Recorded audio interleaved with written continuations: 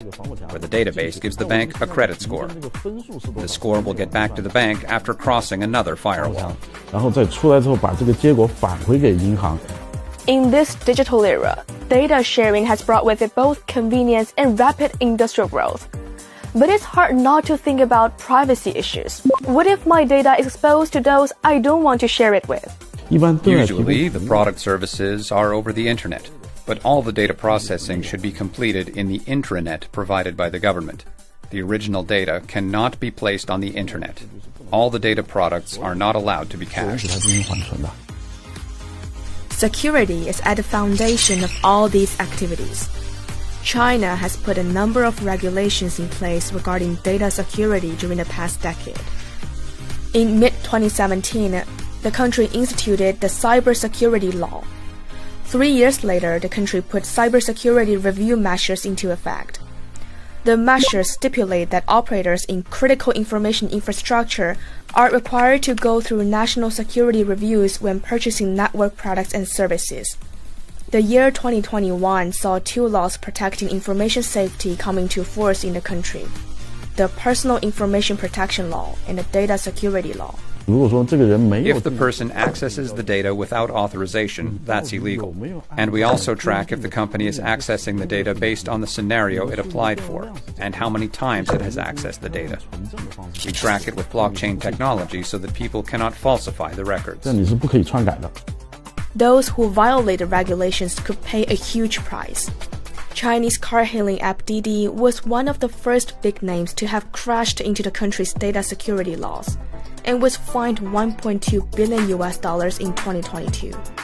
While some might like to think of data as the oil of the 21st century, unlike oil, we don't always know where data comes from, who's selling, who's buying, and how it's being used. With an endless stream of it being collected and packaged up by different companies and organizations, encouraging them to manage security and privacy is an issue that won't go away. The concept of data sovereignty means that you can decide what you share, how long you share, and also what not to share, and also to say what is allowed to do with my data and what is not allowed. China is very interested in that. There is really fast progress, so it's really China speed, like we say in Germany. The true potential of China's centralized marketplaces is far from being fully realized. In 2022, China's data trading market was worth almost 88 billion yuan, or $12 billion. That's 2/3 of the Asian market and more than 13% of the global total. But only a tiny fraction of these trading was made through these official marketplaces. So how does the government plan to get more trading done through its official exchanges? In October 2023, China established its National Data Bureau. In the months leading up to its establishment, the central government vowed to strictly manage the number of data trading marketplaces, while creating standardized and highly efficient exchanges. 60 data trading marketplaces had been registered by the time the bureau was established, but many of them are no longer operating. It's obvious that countries pursuing quality over quantity, preferring to have a smaller number of marketplaces with the capacity to provide value-added services. In the US, you can find a lot of things is organized by a company. We call a commercial company. They do this kind of things. But in China, we take the data product like a data asset. So a lot of the market function should play by like us. They have the asset. They can use the asset using different roles. You can move to your balance sheet. In the history, you use the cash to invest a company. But in this area, you can use your data asset to invest a company. Also, data asset is very interesting things is go to the security areas. Different markets have different ways of conducting data trading, whether it's between companies or through a third-party marketplace. The pros and cons of these different systems are still unclear. Which is better at preventing data leakages? Which is more reasonably priced? I'm not here to draw to a consensus, but I imagine people would like to have choices, right? What do you think?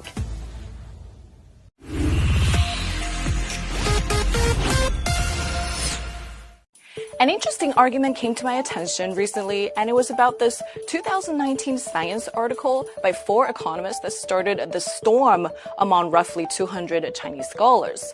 In this article titled Civic Honesty Around the Globe, there's this chart where 40 countries were ranked based on the wallet report rates, and China was on the bottom.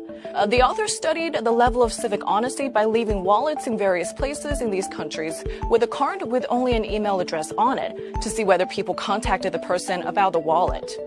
I mean, that sounds fine. The only problem is people don't really use emails in China. Almost all daily messaging is done through WeChat. And in the case of a lost wallet, most people would turn it to police or owners of the property where the wallet was found. It's just not workable to study civic honesty in China in this way. And some Chinese scholars challenged the authors in Science's comment section. And they also launched a study of their own to challenge this method of measurement of civic honesty. And that paper was published recently in the Proceedings of the National Academy of Sciences. Okay, when I read about this, I thought this was another one of those issues where part of the Chinese public jump up against some Western narrative. So I took a look at it. In Science's comment section, Khan et al. Defended their paper, and they said the focus of the paper was not even to provide a cross-country comparison. Rather, it was to show that contrary to common perceptions, people are more likely to return a wallet when there's cash in it. And their conclusion also kind of shows China in the good light, which is, like most other countries, when there is cash in the wallet, people are more likely to write to the email address, which means that, like most other countries, people tend to be honest. Also, they wrote that it's not really practical to study with any other method. It is possible to create thousands of different email addresses for people from different countries to write to. It wouldn't be so convenient to create thousands of different local phone numbers for people to call. At this point, I thought this was pretty good. It sounds fair. But then the Chinese scholars argued that if a cross-country comparison was not even the purpose, why would you provide this ranking across 40 different countries when the ranking was done through a method that is not fair for all these countries? You could use email addresses, but then maybe you could consider using email addresses only in countries where emails are actually sent. One could take a closer look at the chart and notice that the first half is mostly dominated by more developed worlds, and the second half is mostly developing nations, which starts with Brazil and ends with China. Here's what I thought. The point of the scholars is that the reality of developing countries is often forgotten about when scholars from a more developed world study a certain topic. People tend to run to methods that are easier to carry out in these worlds, in this case, the emails. Anyway, across the international community, some like to refer to this as the streetlight effect. And in this incident, one could understand this as Western bias, though not necessarily intentional. It basically means Western countries are more likely to be represented or rightfully represented simply because they're easier for scholars to access. And this could happen across a range of different topics, from behavioral science to climate change.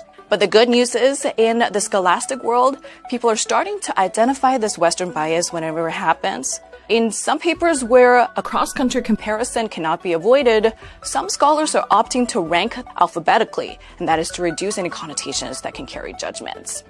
In the end, in this world, bias can exist in so many places, and one could easily be misled by social media, by mass media, by the confines of their community, but hopefully never by scholars who I believe are owners of the broadest and deepest minds.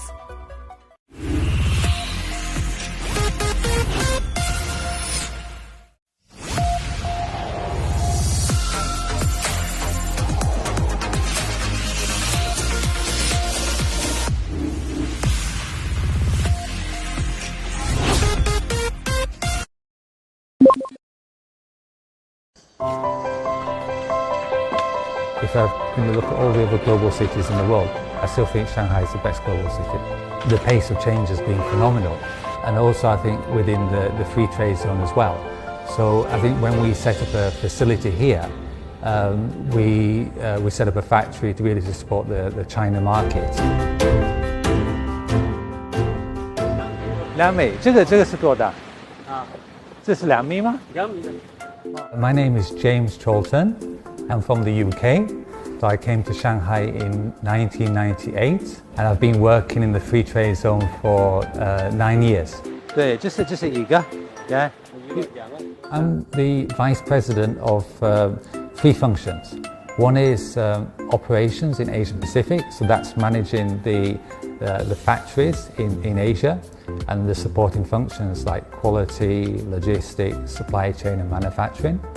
The second role I have is I'm in charge of the sourcing team for Asia Pacific and Europe. This is the packing area. We would actually take from the painting line here and then put on the tables and pack and then put them in the warehouse for shipping.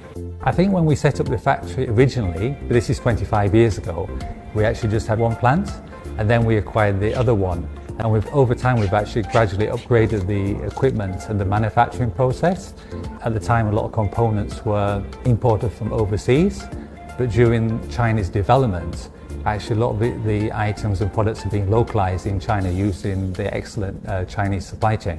这个比例其实很小所以其实还是蛮不错 OK 的 We see actually in terms of like Industry 4.0 transformation, actually in China there's a lot of like great suppliers, vendors who are actually developing these new software and these new applications. We want to leverage this and actually transform this factory into our first digital plant in Asia and actually within Hayworth. We actually relocated our Asia Pacific head office to the Free Trade Zone.